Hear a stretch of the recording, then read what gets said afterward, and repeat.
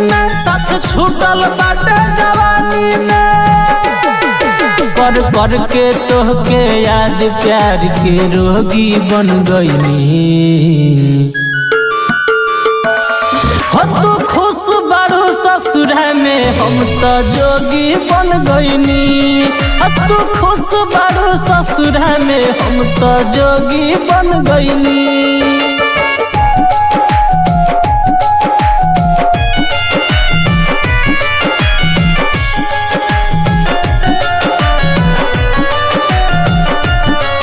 कुटिया में दिन बितावतानी, ये जा घूम के सारंगी बजावतानी। कुटिया में दिन बितावतानी, घूम के सारंगी बजावतानी। तोहर एला अपना घरवा के हम बोझी बन गईनी।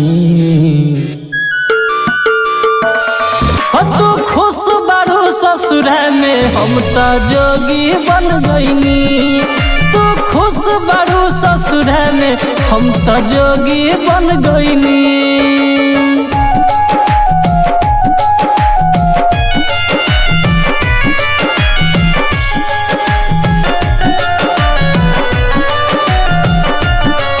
कब किस्मत पलटी खाई हो,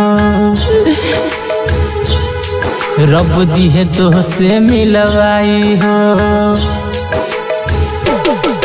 कब किस्मत पलटी खाई हो, रब दिहे तो से मिलवाई हो। इहे इंतजार में रंजय के सहयोगी बन गईनी।